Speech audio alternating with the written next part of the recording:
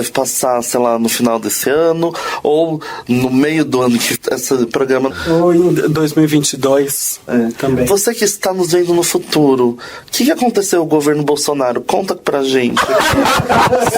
Porque nós estamos uma cápsula do tempo. Estamos uma cápsula do tempo.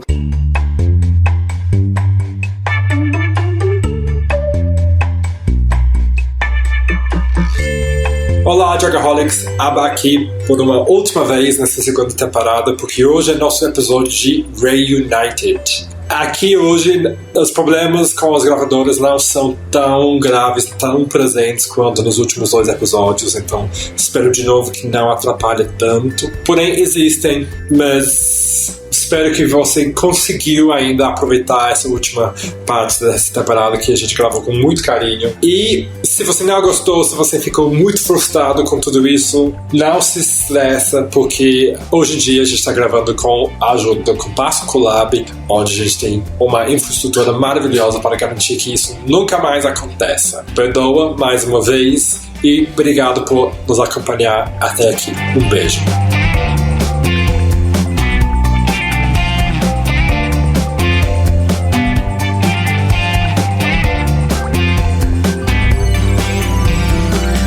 Bom dia, Brasil. Boa tarde, Portugal. Quem está falando aqui não é Abacaxi, não é Draga da Quebrada, não é a irmã Mary Poppers, mas sim a secretária do Diagnóstico, eu mesma, Cairo Braga, para mais um episódio Reunited,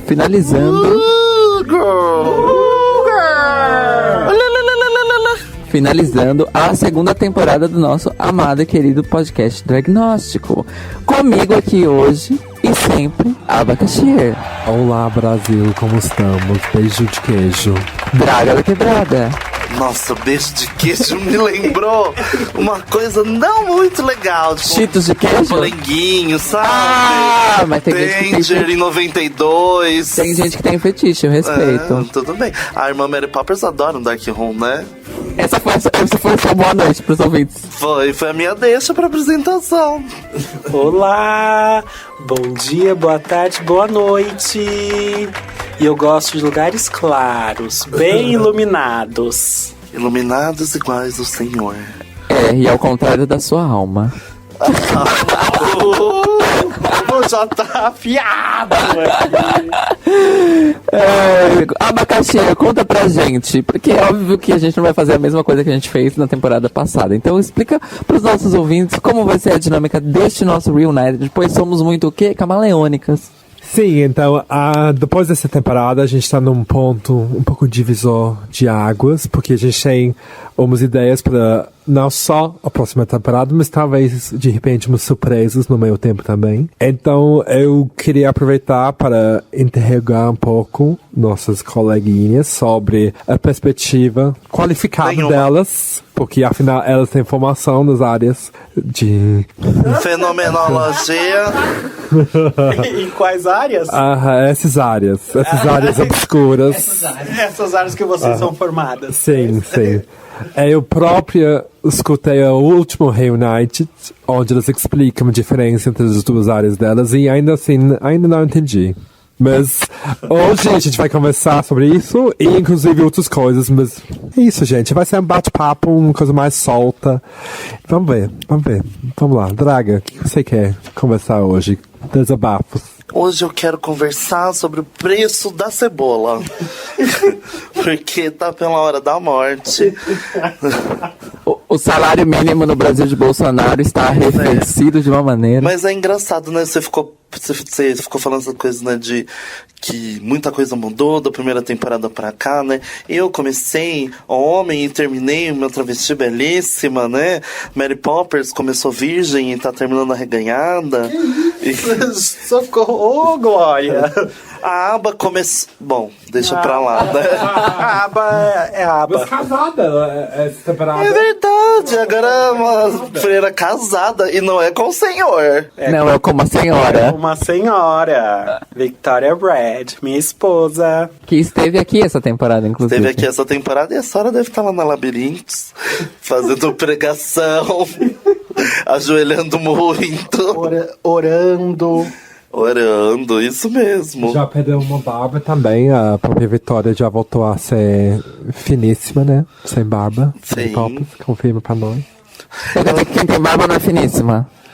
Não é bem isso. É só que na casa da Victoria. Explica, Aba. Então, na entrevista da Victoria Reid, ela contou pra gente que sobre o momento que ela não estava montando, porque ainda estava curtindo a barba dela, que foi, inclusive, uma barba muito cheia e linda. Mas, recentemente, Deu trabalho essa barba, viu? Ficou imagino. com o ânus muito irritado? Não nesse sentido, trabalho. Ok? Entendi. Não foi o ânus, foi o períneo. Mas enfim, a barba foi embora e a Victoria Reid voltou à tropa de montadas da cidade. Foi uma verdade? Foi a... Não, foi a Turma Diva, foi? Golden Shower. Foi Golden Shower, ótimo. Ou Rainbow Shower. Rainbow Shower. Não, Foi uma ducha geral, assim. sim. Eu acho que a gente podia fazer mais ou menos a mesma dinâmica, né? Então vamos. Então Clichês. vamos começar com as minhas perguntas clichês. Que agora quem vai responder são as minhas amigas. E a gente podia responder algumas abacaxinhas, né? Também de perguntas, que você tem tudo anotado aí. Vocês não estão vendo, mas a aba tá aqui com o Moleskine de 85. A dúvida que fica a temporada inteira. Nesses momentos de perguntas clichês, de abacaxinha, de confessionário, a gente vai ter trilha sonora? É isso que Vai fica a sim, dúvida. vai sim. Eu vou dar Diz que spoiler. não, Claro, não mas- sabe disso, mas eu vou pesquisar os trilhas mais cafonas por esses momentos. Você tá vendo, né? É interessante, porque as pessoas estão ouvindo o final da temporada, elas já têm essa resposta. Elas já sabem, ou seja, vocês estão vendo a nossa frustração, ouvindo, No né? passado, só que no futuro. Isso. A gente podia fuder Nossa, tudo ela foi e bem soltar Marilena Chauí o agora, Reunite né? antes da temporada inteira pra confundir as pessoas. Nossa! Reunited! Toma, RuPaul! reunited. Surpresa! Socorro o conceito. Então vamos começar com a Cairo. Cairo. Acho que foi uma pergunta que vários responderam aqui, mas o povo quer saber de você, a produtora do Dragnóstico. O que você acha que uma drag deve fazer e o que você acha que uma drag nunca deve fazer? Pera, essa é a versão da pergunta do Drag Pode Tudo? Não, essa ainda vai vir no final, essa é só no final. Ok. Uma drag pode ou não pode, ou deve ou não deve? Qual é? O que você acha que... Quando você pensa em drag, quando a gente trabalha... A gente discutiu aqui, desde a primeira temporada, vários estereótipos, né? Sim. Então a gente tem as comedy queens, as caricatas, né? As drags bate-cabelo. Então a gente tem vários estereótipos que permeiam o imaginário do que é ser uma drag queen. Pra você, qual que é o tipo de drag que você se identifica mais? E o que você acha que uma drag nunca deveria fazer, assim, numa performance, no palco? Eu acho que o que uma drag nunca deveria fazer numa performance no palco é... Se falar cocô, eu vou embora. Não, é fazer alguma coisa, alguma atitude, algum ato no qual ela não colocou algum tipo de reflexão em cima. Então, por exemplo, se ela simplesmente prepara uma performance qualquer, sem necessariamente bater aquela performance com o público que vai assistir aquela performance, a situação, a festa, o evento, o que seja, eu acho que isso ela não deve fazer. Não necessariamente por uma questão de tipo, ela vai ofender alguém ou não, mas porque eu acho que isso faz parte de um processo de feitura das coisas, de um processo de feitura mesmo, do processo artístico. Você não simplesmente não vão te convidar, sei lá, pra você cantar num evento sobre orgulho LGBT na Câmara Municipal de São Paulo, e você não vai simplesmente pegar uma performance qualquer que seja, sei lá... I'm addicted to you, that's all about. You're toxic. Isso, exatamente. A pessoa não vai tentar, olha, então é um evento do orgulho, então deixa eu pensar alguma coisa que tem a ver, tem alguma mensagem que eu quero passar com relação a isso? Eu acho que o que a drag não pode fazer é não fazer isso, é não pensar naquilo que ela performa. Se ela simplesmente fizer as coisas no automático ou numa espécie de processo de acúmulo, do tipo assim, eu tenho essa ideia, então eu vou montar essa ideia, na primeira oportunidade que tiver, independente de qualquer coisa, eu vou usar essa ideia que eu tenho. Isso eu acho que drag e, na verdade, artista nenhum deve fazer isso. Tá, então a gente vai criar uma festa pra Draga. Que é pra ela fazer o que ela quiser agora. Porque. O nome da festa é Vale Tudo ou Fogo no Rabo? E aí, então, acho que drag necessariamente tem que ter um cunho político, é isso, obrigatoriamente? Então, aí é que tá. É porque eu vejo o mundo de uma maneira que a gente não tem escolha se uma coisa é política ou não. Não existe essa escolha. A noção de que existe essa escolha, ela não só é uma ilusão, como ela é uma mentira. Ela não é só uma falácia, ela é uma mentira. Ela é desonesta, inclusive. Por isso que eu fico muito puto quando as pessoas dizem que alguma coisa é apolítica, porque isso não existe. E vocês acharam que nossa produtora era quieta mesmo, vocês estavam erradas, ela tá aqui cheia de opiniões a temporada inteira, querida. E aí eu te faço, então, vou adiantar a pergunta do final do programa. Então, pensando nesse contexto político, drag pode tudo? Teve uma resposta que foi recorrente dessa pergunta ao longo das nossas 2 temporadas, que talvez seja a minha favorita, que eu me identifico mais, que é, pode, mas deve. Porque eu acho que a Carta de São Paulo, gente, eu já falei pra vocês, a Epístola de São Paulo, ele diz, tudo me é permitido, mas nem tudo me convém, tá lá na palavra. Então, eu concordo com isso. E novamente, eu acho que tudo que a gente conversou aqui sobre pessoas que fazem drag ou artistas drag, eu acho que se aplica a artistas, ponto final. Porque eu vejo muita coisa refletida com relação às coisas que eu penso no meu trabalho, seja como comunicadora, seja como musicista, eu faço essas reflexões. E eu acho que assim, esse lance do tudo é me permitido, mas nem tudo me convém, pode, mas deve. Que é a questão é uma pergunta na formação que é para você parar e pensar. Tem que ser refletido, tem que ser a reflexão. E aí outra coisa que eu acho que poucas pessoas falaram sobre isso diretamente, mas eu acho que vale a pena incluir nessa resposta pode, só que tem que ter responsabilidade sobre o que você está fazendo.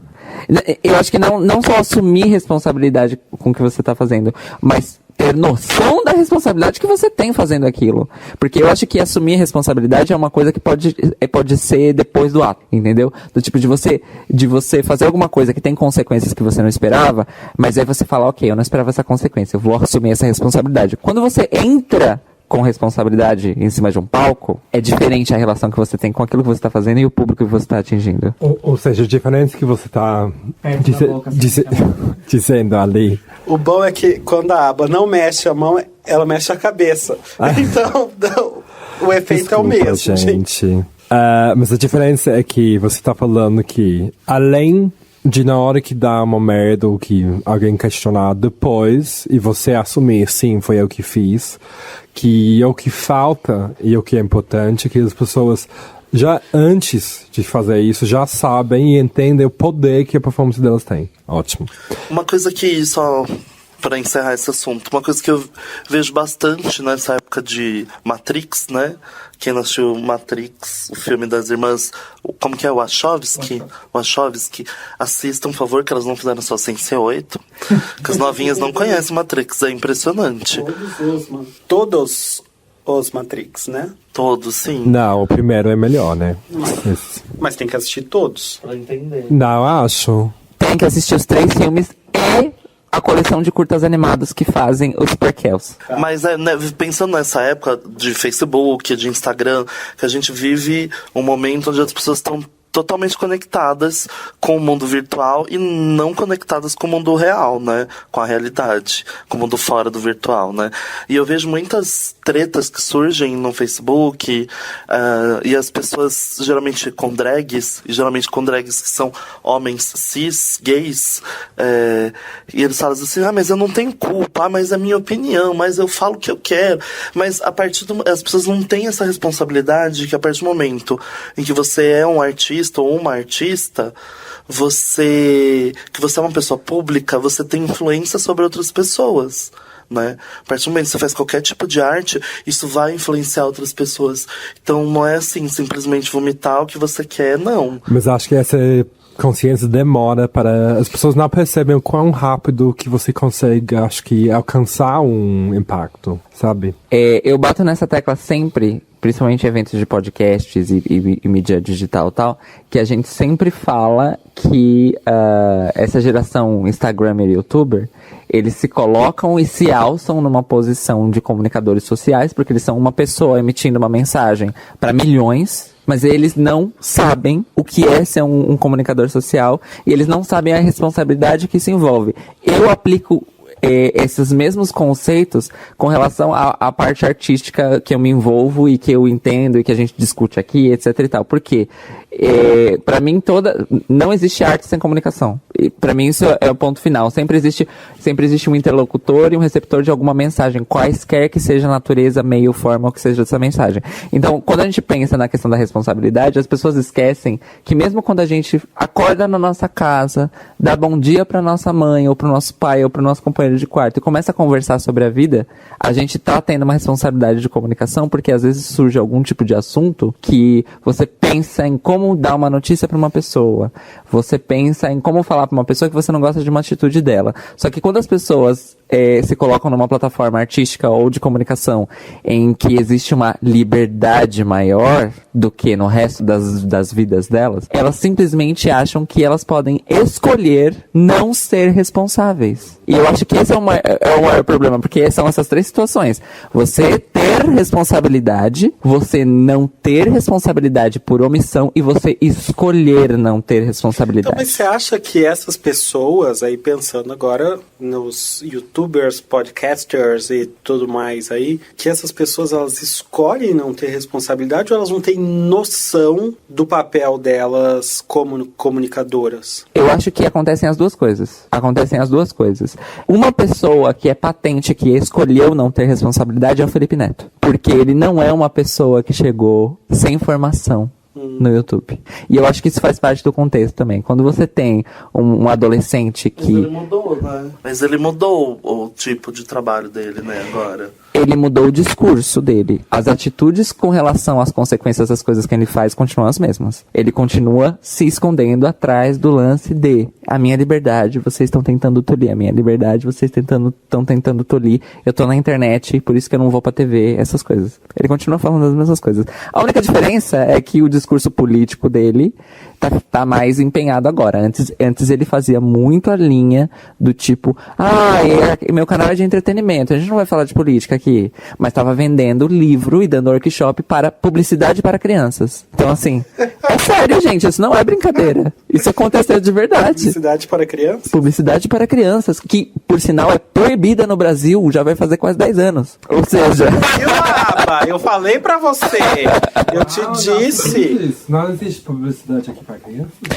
Então, a publicidade direcionada a crianças no Brasil, no setor audiovisual, foi proibida há mais de 10 anos já, porque isso aconteceu quando eu estava na faculdade. Só que a internet é uma zona desregulada nesse sentido. Falta oração na internet, gente. Falta uma luz, falta um senhor. Mas e as drags, gente? Né? Mas, era verdade. voltando um pouco agora, tipo... Mas é de drag esse programa? Mas falando de drag, tem uma youtuber maravilhosa que inclusive a gente deveria ter entrevistado, mas fica aí o convite para a próxima temporada, que é a Bianca Della Fancy, né? Sim, senhora. Que começou seguindo a linha das outras drags, né? Só fazendo vídeo de maquiagem, e agora faz uns vídeos bem bacanas de consciência social e tal. Então, vocês que estão nos ouvindo, não vendo, porque ainda não é um vídeo isso, né? procure. Talvez em breve. E assim, só para os ouvintes entenderem, eu acho importante a gente falar desse lance de Instagram e YouTube quando a gente tá falando de drag queens hoje em dia, porque não só as drag queens estão se formando drag queens pelo YouTube, pelo Instagram, mas elas estão fazendo as suas carreiras pelo YouTube e pelo Instagram. Mais ainda pelo Instagram do que necessariamente pelo YouTube. A Bianca Della Fancy, pra mim, ela é um case de sucesso, porque é como a Draga disse. E aí, hoje em dia, quando ela faz entrevistas, tipo, a Bianca Della Fancy montando outra pessoa, o foco do vídeo não é a maquiagem e a montação. É a conversa que ela tem com a pessoa que ela tá montando. E eu acho isso genial. Eu também fiz a minha carreira pela internet. Mas eu acho que, e por isso que esse meio drag é difícil, porque eu acho que muitas pessoas começam a fazer drag por motivos mais ou menos egoístas, sabe? Pensando em, tipo, nossa, eu preciso fazer isso pra mim, porque, tipo, eu quero me sentir melhor, eu quero ter um válvula de escape para o que eu tô sentindo. É muito pessoal. E de repente, obviamente, a gente vai trabalhando isso, pode funcionar, pode não funcionar, mas a gente fica nesse loop de, tipo, como que eu posso melhorar, como que eu posso avançar mais.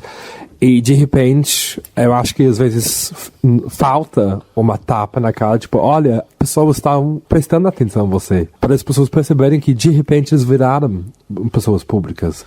E porque eu acho que poucas pessoas começam a fazer drag e se enxergando como artista. Eu acho que muitas pessoas, inclusive, talvez chegam a ser drags sem nunca nem ter considerado que um dia elas poderiam se considerar como artistas. Mas isso que a Cairo falou vai muito de encontro com o que eu penso também. Por isso que eu tenho me montado, tipo, muito pouco.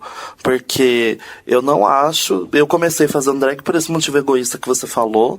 Porque eu queria... Eu também não critico, não. Porque eu queria ter contato com o mundo feminino que me foi negado a vida inteira. Eu queria viver de alguma forma pra ver se isso aplacava a minha vontade de transicionar, por exemplo. Falei, não, acho que eu não preciso transicionar, eu posso fazer drag. E aí eu vi que não era isso. E aí transicionei e tal, mas hoje a minha relação com drag é muito mais política do que... política e artística mesmo. Então, acho que por isso que eu tenho me montado tão pouco, porque quando me monto eu quero que isso faça sentido de alguma forma. Isso tenha uma reverberação. Propósito. Não é só, tipo, me montar e... Às vezes a gente quer se montar só pra se divertir, né? Mas mesmo saindo de casa só pra se divertir, a gente tá fazendo política. Mas eu tento sempre dar um sentido pra aquilo que eu tô fazendo, sabe? E Draga, uma coisa que você falou me provocou a abrir adiantadamente a minha abacaxi de Pandora. Pra quem não entendeu, esse foi o som da caixinha abrindo. Você comentou sobre o filme O Matrix e sobre como o paralelo entre esse filme e o fato de que muitas pessoas hoje em dia são, tipo, meio sugados dentro do mundo virtual, obcecados pelo Instagram e pela vida online e esses avatares que a gente cria. Você enxerga, de repente, que o jeito que a gente cria uma drag queen também é um pouco parecido nessa questão de que quando a gente cria uma drag queen, a gente cria um universo novo, com uma nova identidade pra gente, com acesso a lugares diferentes, a gente movimenta, a gente realmente passa para um outro lugar no mundo, é como se fosse um mundo paralelo às vezes, ainda mais pelo estilo de vida, tipo noite e dia e noite. Você acha então, se você concorda com essa colocação, que de repente, às vezes, fazendo drag, as pessoas perdem quem elas eram antes. Tem que, tipo, se soltar daquele pessoa meio Chandler Bing, como a irmã Mary Poppins fala, para você conseguir passar por aquele processo que a gente acompanha no filme, de conseguir realmente abraçar a sua potencial de mudar o mundo ao seu redor. Sim. Eu, quando comecei a me montar, eu tinha um ideal que era inalcançável, né? Que é esse ideal que a sociedade vende de feminilidade, né? Que é extremamente misógina, né? Então, como eu queria vivenciar isso, então eu sofria muito, porque eu queria ficar bonita, eu queria parecer, entre aspas, né, uma mulher de verdade. Então, eu lembro, as minhas primeiras montações eu passava mal. Tipo, não era divertido, sabe? Era muito sofrido, porque eu queria atingir aquele ideal inalcançável que a sociedade vende, e o motivo... ele precisa ser inalcançável, né? Porque se ele é inalcançável, a gente consome cada vez mais, a gente se frustra cada vez mais, e as pessoas frustradas, elas compram, elas consomem, né? E aí, à medida em que esse processo foi sendo ressignificado, que eu consegui relaxar e entender por que eu estava fazendo drag, o que eu queria com aquilo, e aí, principalmente depois da transição, que eu pude entender esse lado político da drag, hoje, pra mim, ficou muito mais tranquilo fazer drag, muito mais natural, muito mais orgânico, sabe? Eu já saio, às vezes, montada, entre aspas, tipo, sem esconder a sobrancelha. Uma coisa que eu jamais faria quando eu comecei a me montar. Ou saio sem unha, que é uma coisa que eu jamais, porque eu ficava com aquela caixinha de que as coisas deviam ser daquele jeito. Jamais sair, não deixava as filhas saírem também, olha. Sim. Sofrimento esse período pra família inteira, gente. E, Drag, você falou alguma coisa que eu concordo plenamente, que é essa questão de que as primeiras vezes que a gente sai são péssimas, são sofridas, e a gente sofre bastante justamente por ter tido expectativas muito altas que de repente é difícil de alcançar de primeira e às vezes por muito tempo depois. A gente vê na mídia um mito que se vai propagando através de programas que a gente vê na TV, de que faz drag uma vez e sua vida vai ser maravilhosa, ou que vai ser super divertida. Coitada. Mas, por exemplo, como que a gente poderia de repente apresentar melhor o que é virar drag? Porque, obviamente, essas primeiras vezes raramente conseguem realmente expor o que vai ser, o que vai virar daquele drag, o que vai virar único, o que vai virar a marca dela. Em qual momento você acha que no processo, então, seria mais eficaz em conseguir mostrar, tipo, olha, aqui nasceu uma drag? Não se nasce drag, torna-se drag. Agora as feministas radicais vão matar, né? Uma travesti falando isso. Mas eu pergunto isso porque eu só para um pouco mais de contexto, eu enxergo que uma das várias funções do Drag Therapy como projeto maior é para aprofundar e enriquecer conversas sobre a arte drag na sociedade de hoje. E eu acho que ainda a gente vê jornais, programas de TV, assim, conteúdos em todo e qualquer lado, falando sobre drag de uma maneira super redutiva e, tipo, simplificada. E uma dessas maneiras é justamente apresentando a sua primeira vez em drag, por mais que seja transformadora assim, como se fosse uma finalidade, sabe? Ah, fez uma vez, pá, tá pronta. Então, por causa que eu disse que eu tô fazendo essa pergunta. E já tá respondendo, né, Raquel? Eu acho que cada um tem o seu tempo, né? Não tem uma receita pra dizer, tá pronta. Eu tô fazendo 5 anos esse ano, eu acho. Sim. 5 anos de draga. Eu acho que agora que eu tô começando, por conta de me envolver com essas questões políticas, começando a dar um sentido maior. Toda semana eu quero parar. E aí, agora que eu tô começando a entender qual é o rumo que eu quero dar pra essa minha persona, sabe? Depois de 5 anos, de ter passado por várias estéticas e vários estilos e vários momentos, mas tem gente que já é mais objetiva, né? Que nem a Mary Poppers, já definiu uma estética desde o começo, vem sendo fiel a ela até agora, e a partir de agora a gente não sabe pra onde vai, é só ladeira abaixo. Quantos freiras você tem visto aqui em São Paulo vestido de ketchup?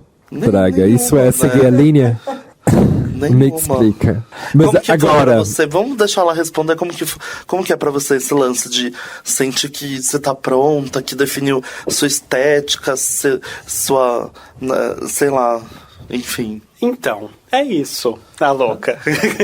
Não, mas não foi tão simples entender que a irmã era uma irmã, né? Primeiro que o nome Na realidade, tudo foi muito complicado, foi um processo, e que depois da minha terceira, acho que montação, até uma pessoa veio me falar assim, nossa, gosto tanto da sua montação, mas por que sempre uma freira?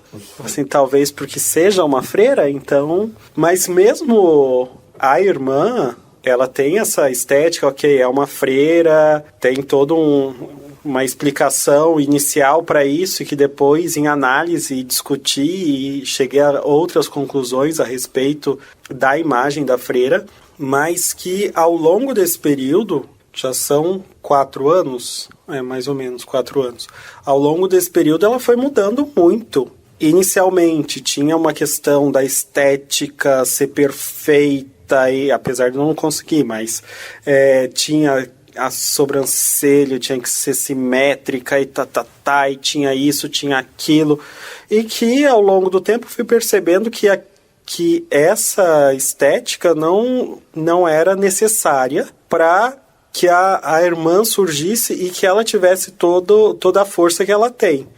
Apesar de eu entender ainda, e realmente cada dia é uma coisa diferente, assim, eu fiquei quase 1 ano sem me montar, por questões minhas e questões políticas também. Eu estava muito preocupado com a situação política do país, inclusive pelo fato de ser uma freira, que já é algo complexo para todo mundo, e ainda um homem barbado fazendo uma freira. Se fosse fora do país, que existe já uma história das drags freiras, mas aqui não. Então, as pessoas, elas me veem, algumas, né, como algo afrontoso, como algo que que eu faço para chocar. Não que eu não choque, né, mas não é esse o objetivo principal.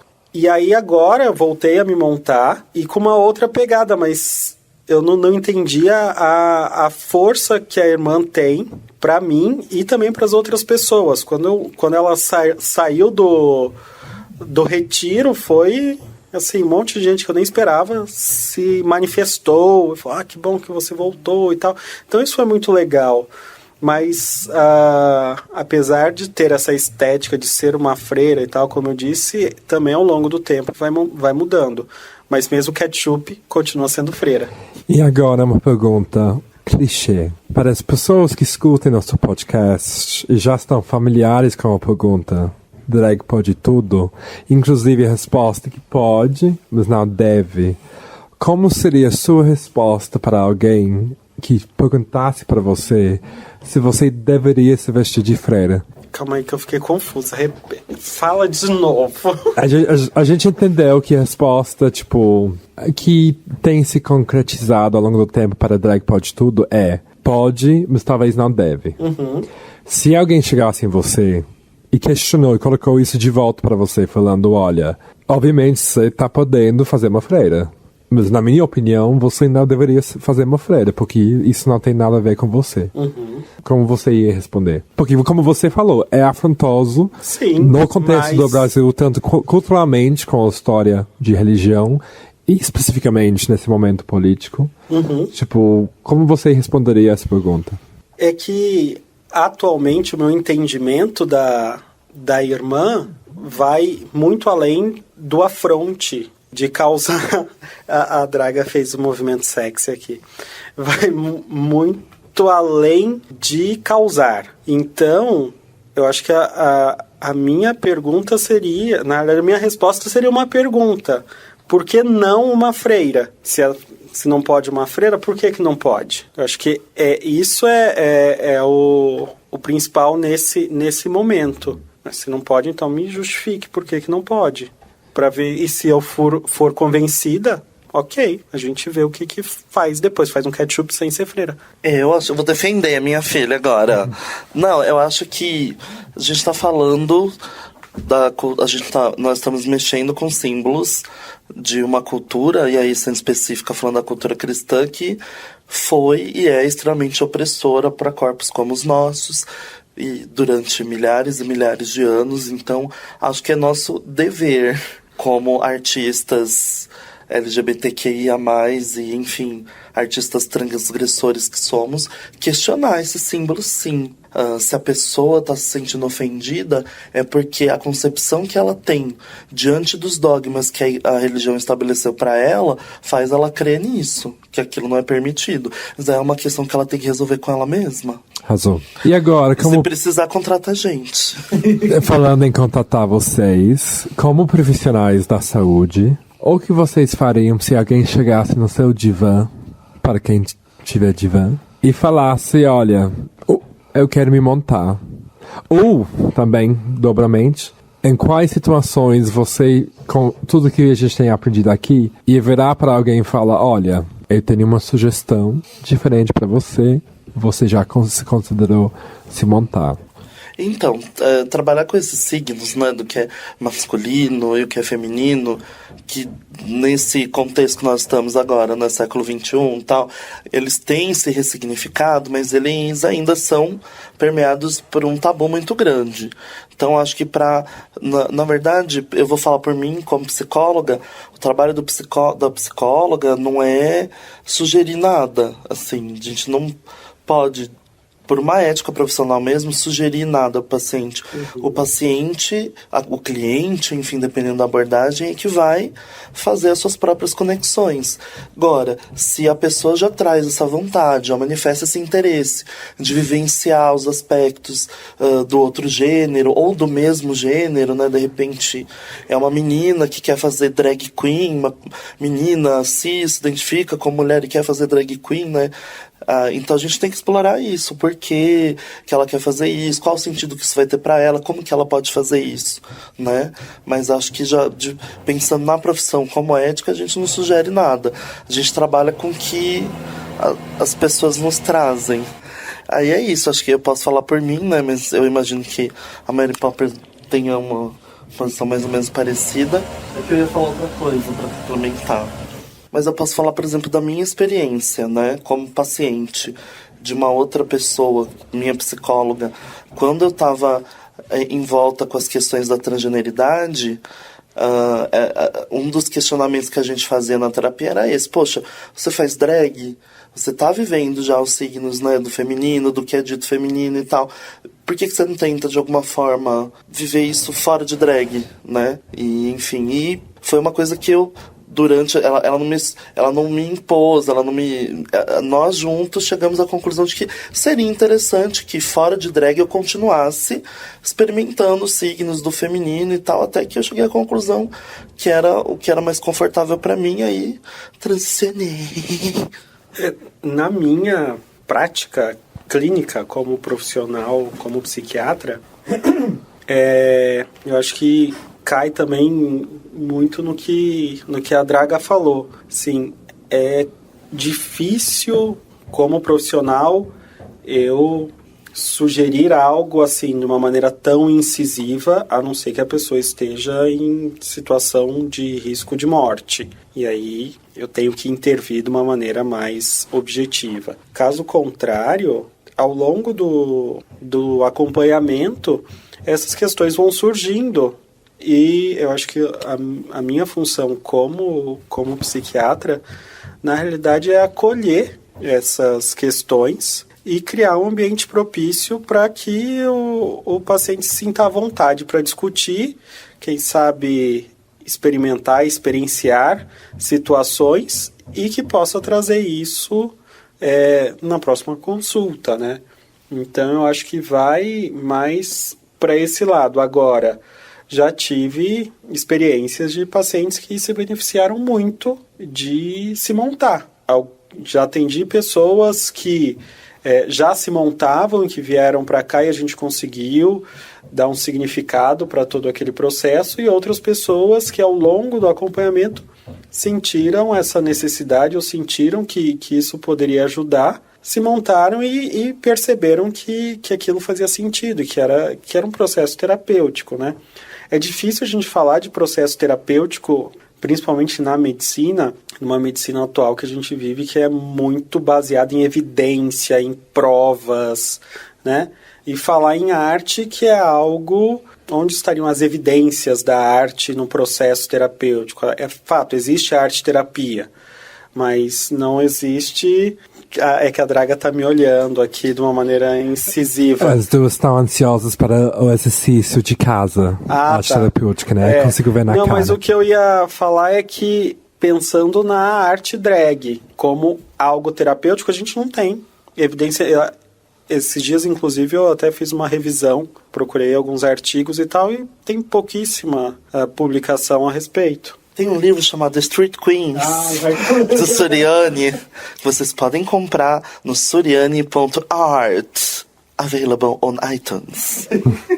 Dúvida. Eu estava numa conversa no trabalho outro dia, em nosso grupo de diversidade, e alguém pediu para o grupo considerar a possibilidade de falar com os fornecedores de saúde, de seguro de saúde, para criar uma lista de médicos e serviços LGBTQ friendly. E isso provocou polêmica no grupo, porque algumas pessoas se opuseram à ideia da lista, porque elas entendiam que isso podia ser visto como a gente querendo se segregar. E eu, pessoalmente, eu defendi a ideia, porque eu acho que se as pessoas se sentem mais à vontade a procurar atendimento, isso é uma coisa positiva.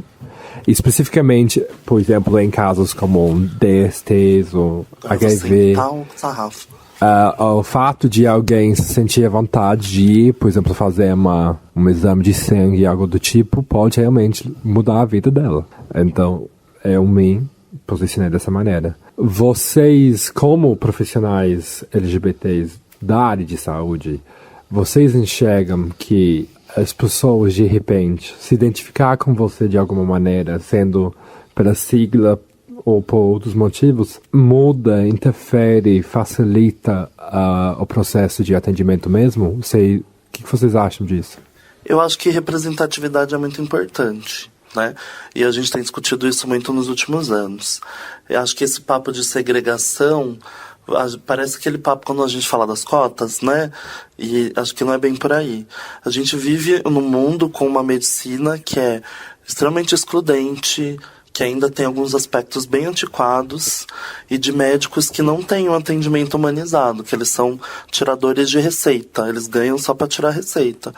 E pensando nesse contexto, eu acho que é extremamente importante você ir a um profissional que você sabe que você pode falar que você é uma pessoa trans, ou que você é lésbica, ou que você é bissexual, e você não vai ser julgado por isso. O cara não vai... Eu tive uma paralisia facial em 2012, e eu fui em vários médicos no pronto-socorro, e todos eles perguntavam se eu tinha HIV. E, eu não tenho HIV. E, mesmo se eu tivesse, não teria problema nenhum, mas era a primeira pergunta que eles faziam.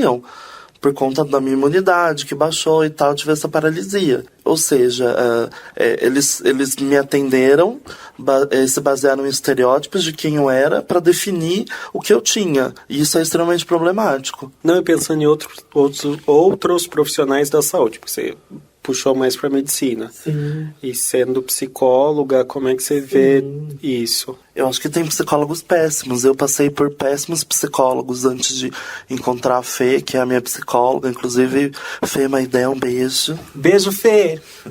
E eu tinha uma psicóloga que falava assim, que eu não era trans, porque eu não tinha vontade de fazer sexo com outro homem vestido de mulher. Ou seja, ela nem sabia se eu gostava só de homem, entendeu? Mas como eu não tinha vontade de fazer sexo com homem vestido de mulher, eu não era trans. Então, olha o pensamento arcaico que essa profissional tem. É uma profissional que trabalha para o Hospital Grande, em São Paulo, ali próximo da Liberdade, e deve estar atendendo milhares de pessoas com esse pensamento arcaico. Então, a gente tem péssimos profissionais da saúde, e eu acho que se posicionar, principalmente nesse Brasil, com Bozo presidente, um Brasil de tantos retrocessos, é necessário que os profissionais da saúde se posicionem para que a gente possa sentir segurança, sabe? Porque eu tenho medo de ir num hospital, às vezes eu penso, toda vez que eu vou sair de casa, se eu passo mal na rua e alguém precisa me levar pro pronto-socorro, a hora que abaixar a minha calça, sabe? Será que eu vou ter o mesmo atendimento que uma mulher cis teria? É interessante você falar isso porque eu me sinto muito mais confortável e seguro e de boa indo num CRT, num centro de referência relacionados a ISTs, HIV/AIDS e tudo mais, fazer os exames, do que ir no médico da família na UBS e fazer os outros exames, que é o check-up, exame de sangue pra ver diabetes, essas coisas, colesterol, essas coisas. Eu me sinto muito mais confortável no CRT porque eu sei que lá eles estão preparados para atender pessoas LGBT. Na UBS, não. Então, e aí um lado meu, que eu dou aula de psiquiatria num curso de medicina, um lado meu sonhador diz, não precisaria ter essa lista, porque teoricamente todo profissional da saúde deveria ser formado para lidar com as diversidades, não importa qual seja. Só que infelizmente a gente sabe que não é assim. E entendendo como é a realidade, eu vejo de uma maneira bem tranquila isso. Até porque vai ser uma lista, ou é uma lista dizendo quem são os médicos, os profissionais da saúde, os psicólogos, farmacêuticos, enfermeiros, TOs, todo mundo que se sente à vontade ou que tem um preparo para atender essa população. Da mesma maneira que existem profissionais que são especialistas em saúde da mulher, saúde mental da mulher, da mesma maneira que tem profissionais que são especializados em saúde indígena. Então, não vejo como problema algum. Até porque quem vai procurar esse profissional é porque quer. E é uma opção. E não, é uma opção, não é uma obrigatoriedade. Agora, a partir de hoje, você só vai no fulano ou na fulana porque ele está nessa lista. Não, você vai... É uma opção e que você vai saber que ali, talvez, porque também é isso, não necessariamente, talvez você vai ser mais bem atendido. Uhum. E, de novo, pensando com as suas experiências e perspectivas um pouco mais rigorosas dessa perspectiva de medicina, Mary Poppins, a gente tem falado antes, de maneira mais informal, sobre, por exemplo, coisas como o processo de sair do armário. Pode ser categorizado em várias fases. Uhum. Agora, com as nossas conversas aqui, imagino que a gente não tem essa resposta pronta agora, mas que a gente poderia começar, de repente, estruturar como é o processo de virar drag queen, quais são as fases envolvidas em, por exemplo, se descobrir, se assumir, se posicionar, e de repente começar a esquematizar esse processo que as pessoas passam. Possível ainda bem que você disse que não precisa dar resposta agora. Eu já tinha pensado a respeito, mas nunca tinha pensado de uma maneira tão clara assim. Mas ouvindo você perguntar, meio que passa um filmezinho assim na minha cabeça de todas as entrevistas que a gente fez, e é possível, a gente consegue perceber alguns padrões. A teorização do processo de saída do armário e tal, existem várias e várias teorias e tal. Algumas são mais polêmicas que as outras. Algumas pessoas, alguns ativistas são contra essa teorização. Mas do ponto de vista de saúde, em determinado momento faz sentido a gente ter essas etapas, até para ver se a pessoa ela precisa de algum auxílio, de algum acompanhamento durante esse processo. A gente pode escrever o processo de saída drag do armário. Vamos pensar a respeito.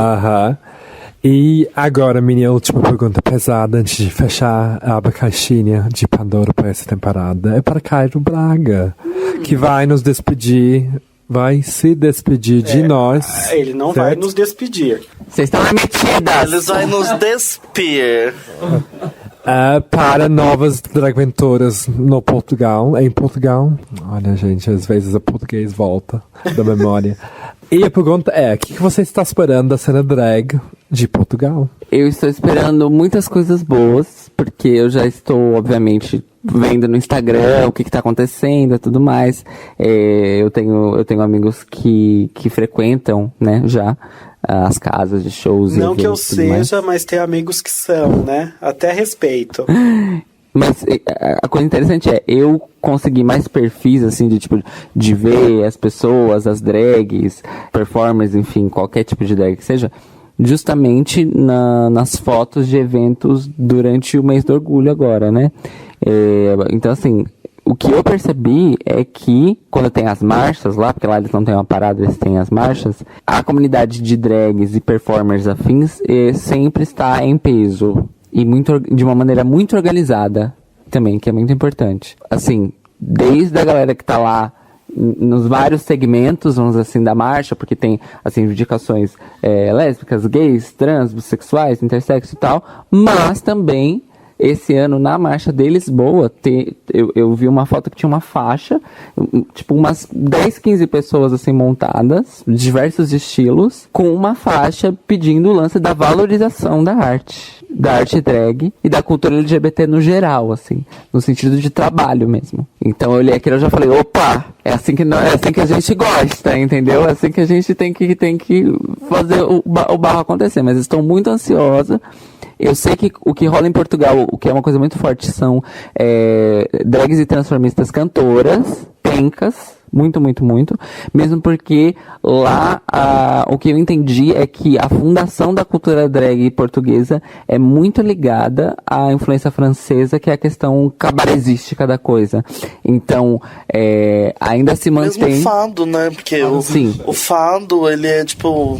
Ele tem um peso muito grande na cultura portuguesa e ele tem também, tipo, uns cabarés de fado.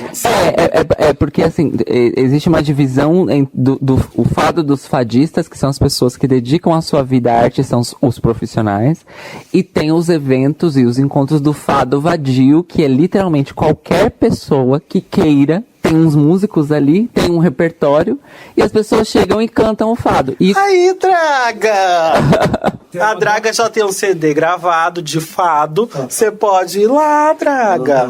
Olha, se a Madonna consegue, Draga, eu confio em você. Eu tô tirando minha nacionalidade. Em breve eu vou deixar vocês que nem a Beatriz Falcão, assim. Ok. Igual a Cairo Falcão, né? Vai encontrar o Cão Raymond lá em Portugal. Deus me livre. Então, isso que eu vejo.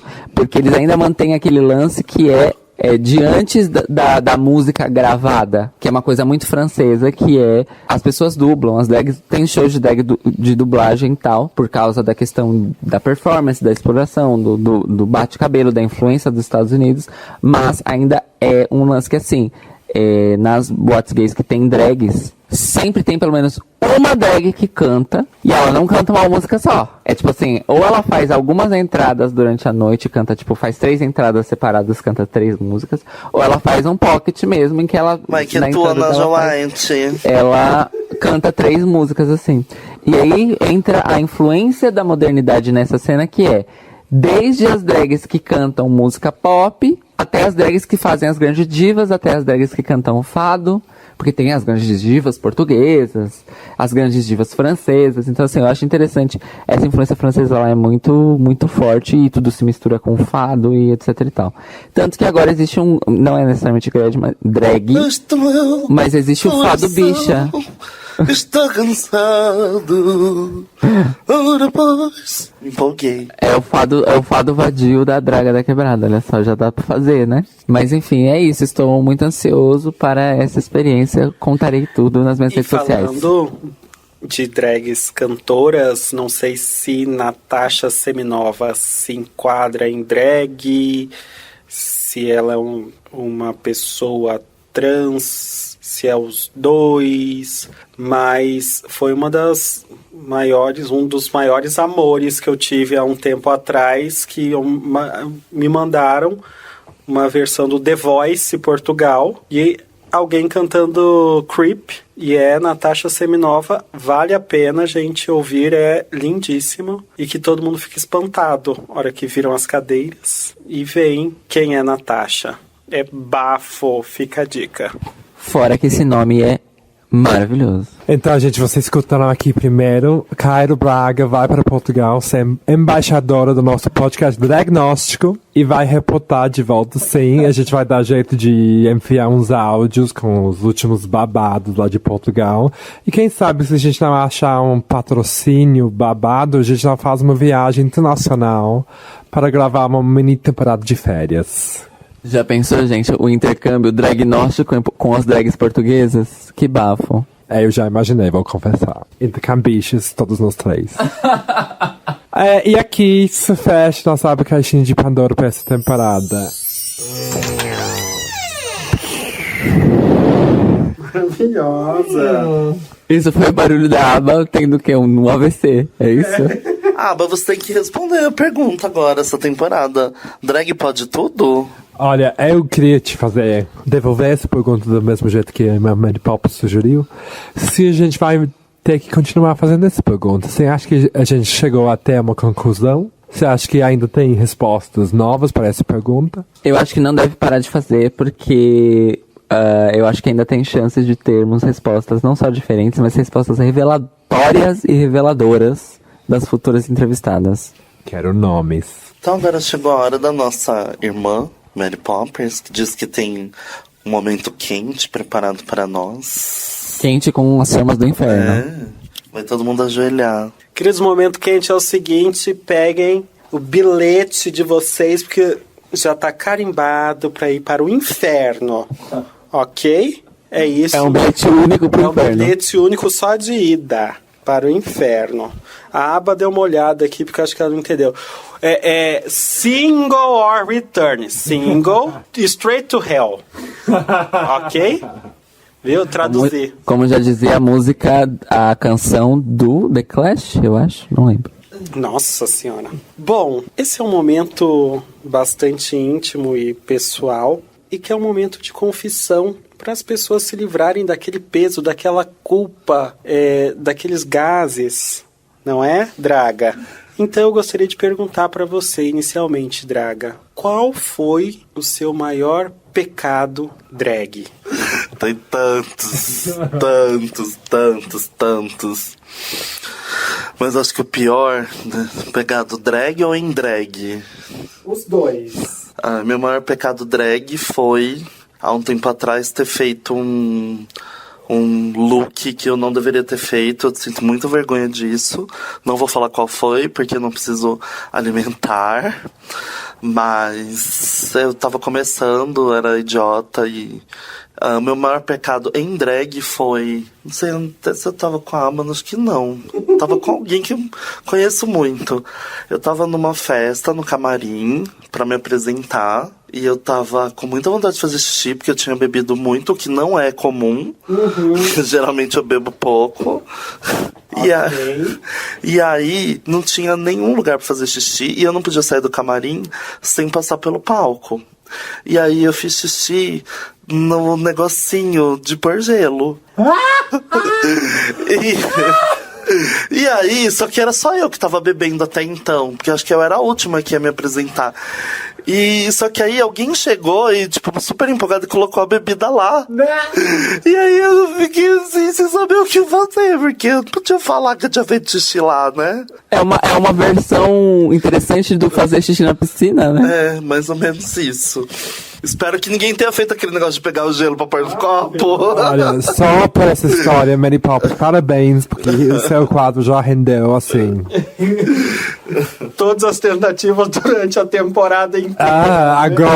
Agora tivemos um momento esperado. E agora é sua vez, Aba. Sim, não lembro se eu falei sobre isso aqui ou não, mas eu acho que meu maior pecado drag, na verdade, tipo, era algo que eu acabei evitando, e que era o primeiro nome drag que eu achei foda. Que era... Laranja louca. Não. Ai, vai comer.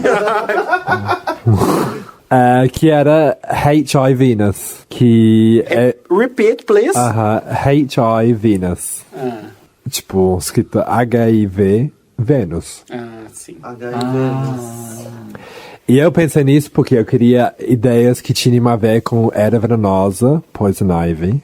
E aí, Tipo, eu tenho uma coisa que também é não necessariamente um pecado, mas sei que eu tenho uma tendência de, se eu criar um jogo de palavras, ou se enxergar uma oportunidade para fazer um jogo de piadas, eu raramente existo. E, tipo, nesse momento eu enxerguei, tipo, olha, se alguém assumisse esse nome e soubesse ocupar o nome e usar para fazer coisas e dragtivismo, essas coisas, podia ser um nome muito foda. Mas ao mesmo tempo, eu sentia que, obviamente, eu não sou essa pessoa. Então eu deixei esse nome do lado e continuei para outras coisas. Mas passei por minha cabeça de querer usar, porque eu achei que se alguém realmente quisesse levantar aquele bandeira de falar sobre HIV enquanto montada, enquanto drag queen, eu consigo ainda até hoje imaginar, se para drag queen que tiver porte, tem o espaço de fala para esse assunto, assumir esse nome e levar para frente, podia sim ser um nome maravilhoso. Só que nesse caso, de novo, não sou eu. Mas eu também já me senti um pouco envergonhado de ter ficado com essa ideia na cabeça, assim, pelo tempo que ficou. Uma peca em ato e a outra em pensamento. Posso falar mais um? Me empolguei. Aff, Maria. Uma vez eu fui fazer uma performance. Tem a Faculdade de São Francisco, né? Uhum. Aí tem aquela rua que desce, tem tipo uma baladinha ali, tipo, na esquina, né? Só que eu não sabia, eu tava chegando, tava tendo uma festa na faculdade, que era tipo open bar. E eu cheguei de drag eu achei que era lá a festa. Eu fiquei tipo uma meia hora na festa, bebendo, conversando com todo mundo, achando que era lá. E aí eu perguntei pro menino, que horas que eu vou pra porta? Ele falou, mas você veio trabalhar? Eu falei, cadê a fulana? Não tem nenhuma fulana aqui. Até que eu vi, tipo, no mapa, e aí eu vi que era, tipo, mais pra baixo. E aí saí a francesa, com várias latinhas na bolsa. Chegou colocada já na outra porta, né? E fui fazer a porta da festa, que eu tinha que estar mesmo. Eu tenho mais um também, que é um pouco mais divertido.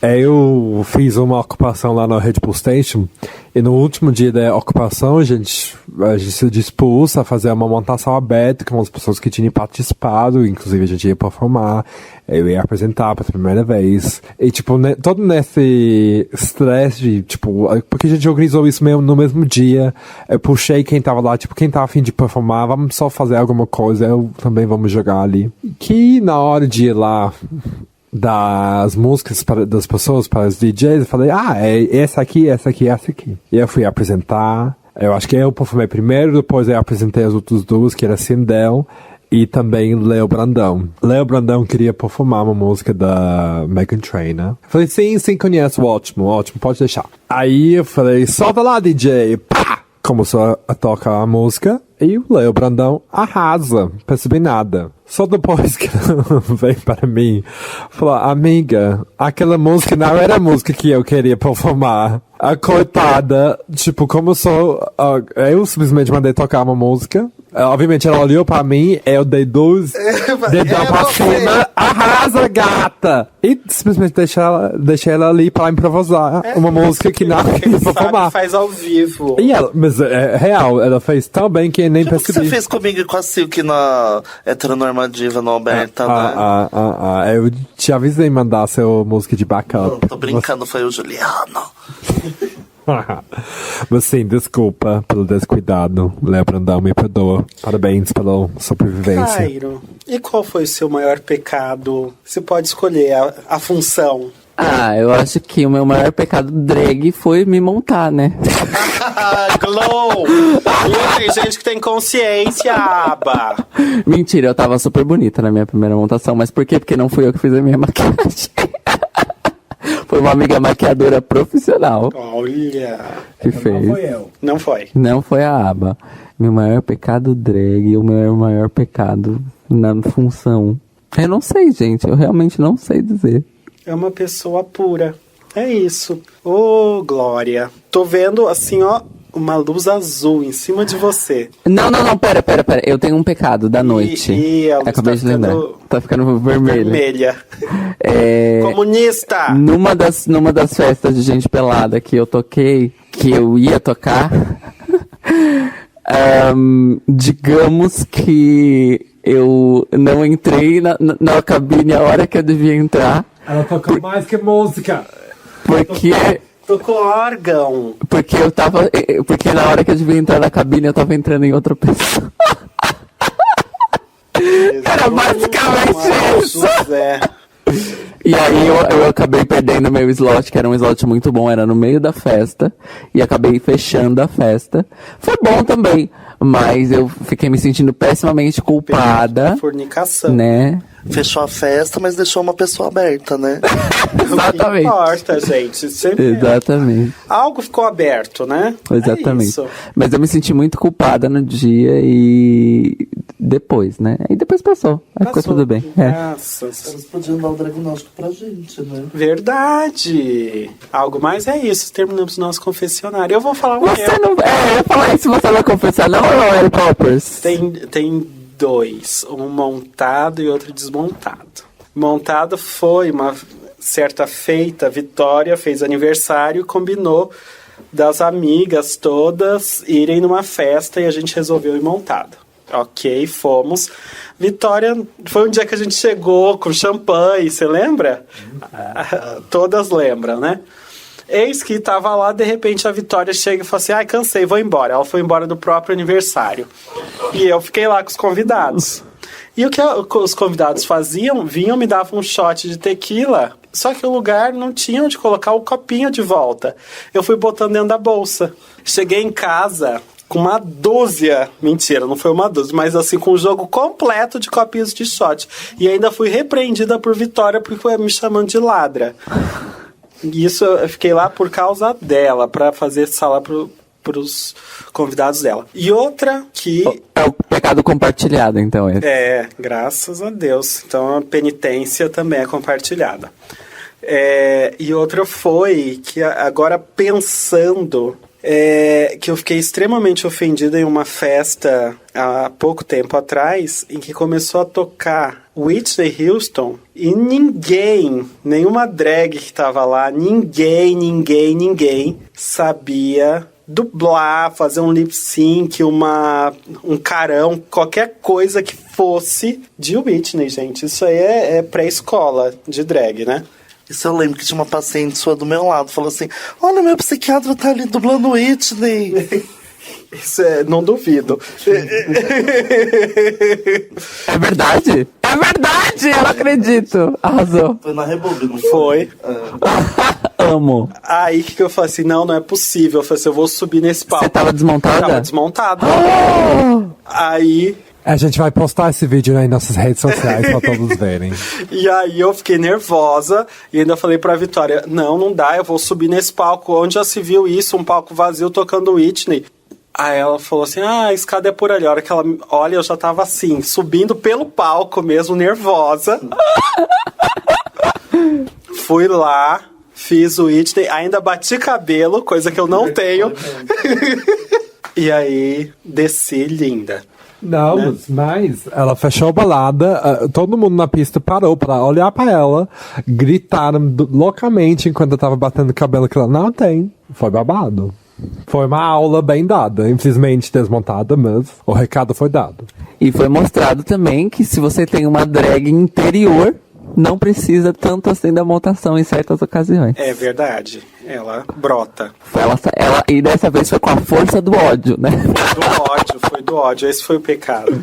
Foi ter o ódio no coração. Sim, então geralmente agora a gente faria um diagnóstico. Eu tô pensando aqui como que a gente faz. Cara, você quer fazer um diagnóstico? Faz de nós três. Sim, já que... Eu vou diagnosticar então vocês três do alto da minha não profissão relacionada.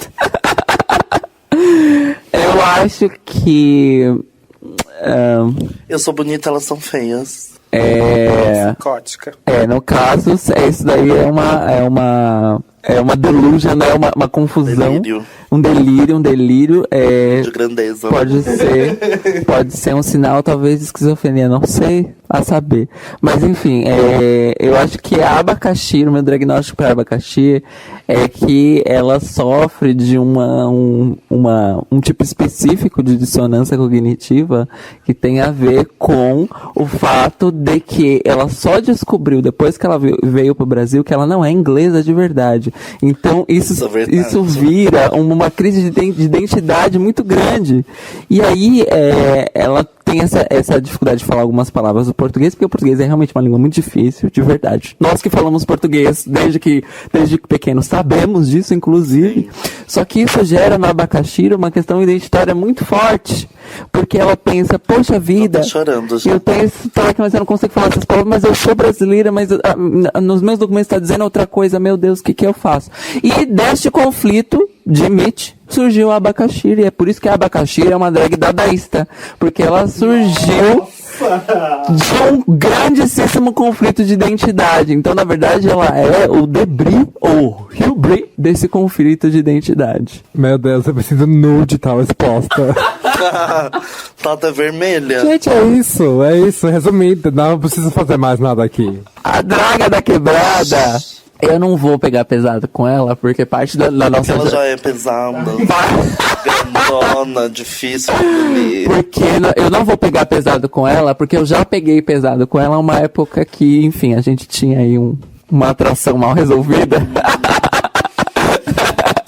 Ou bem resolvida, Sim, talvez. Pode ser.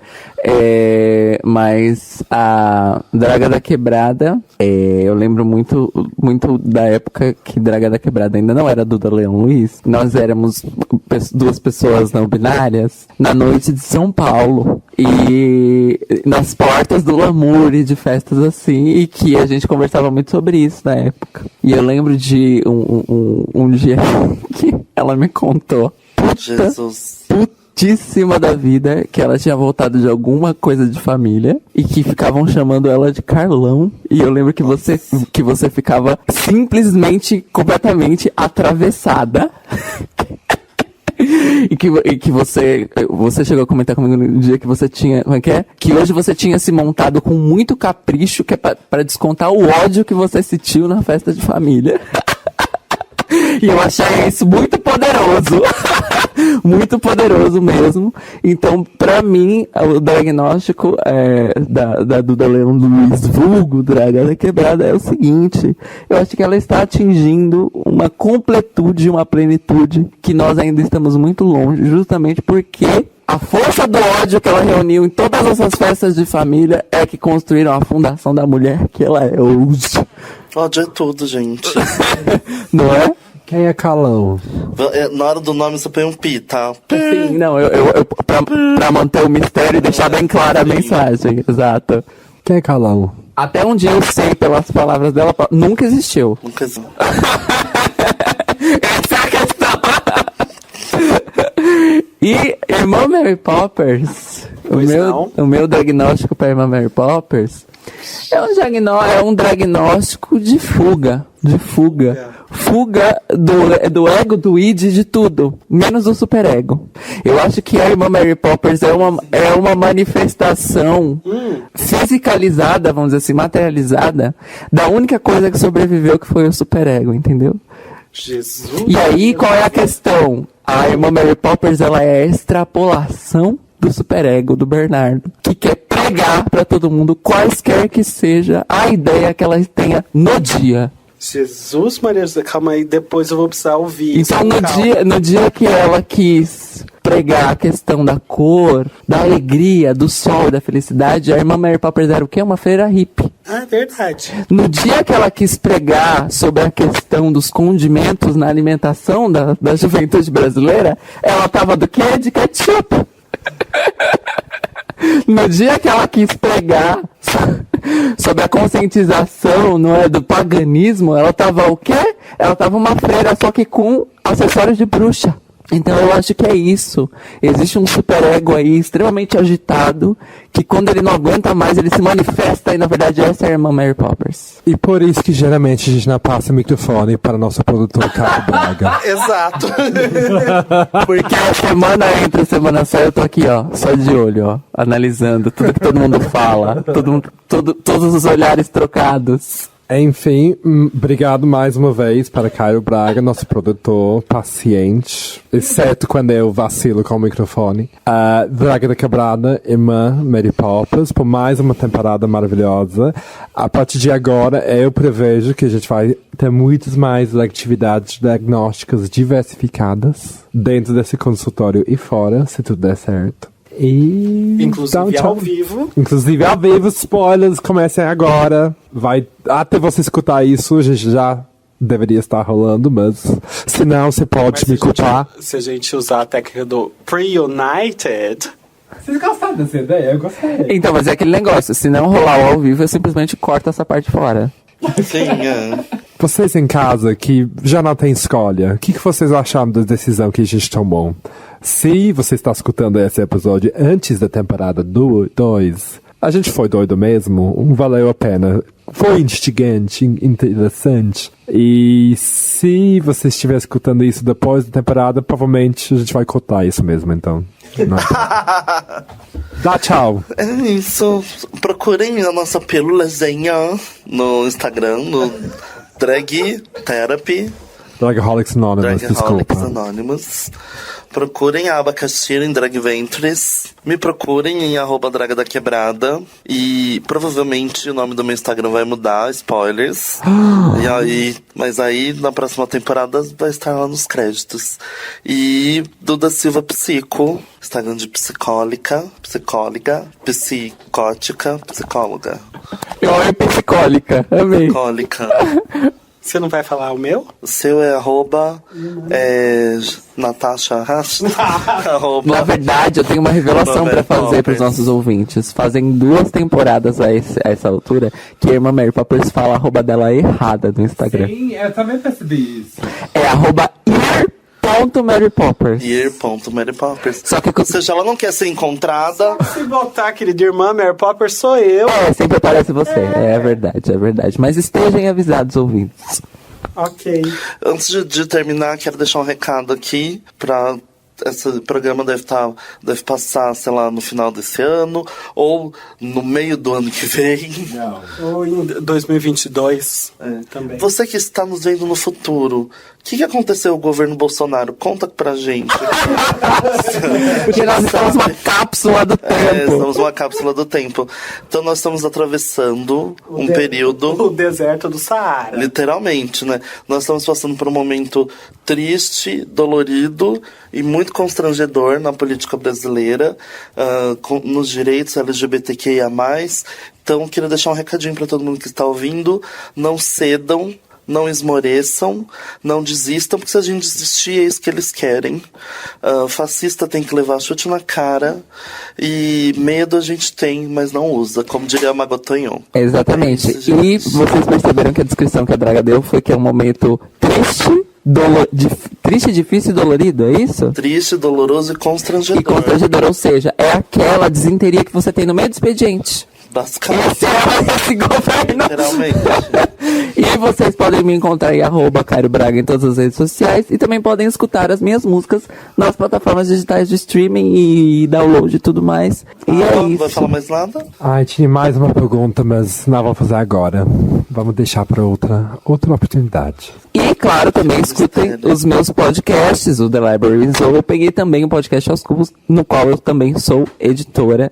Então, procurem Caio Braga no Spotify que vai aparecer tudo. Música e podcasts. E, inclusive, a gente tem uma nova página mais fácil de vocês acessarem todas as informações-chave sobre o nosso podcast no dragtherapy.org/diagnóstico. Mais fácil do que Instagram, viu? Então vai lá que tem todos os links para todas as redes, todos os episódios, tudo num lugar só. Beijo de queijo. Tchau. For now. Tchau. Os animaizinhos subiram de 2 em 2. Os animaizinhos subiram de 2 em 2. O Veladinho.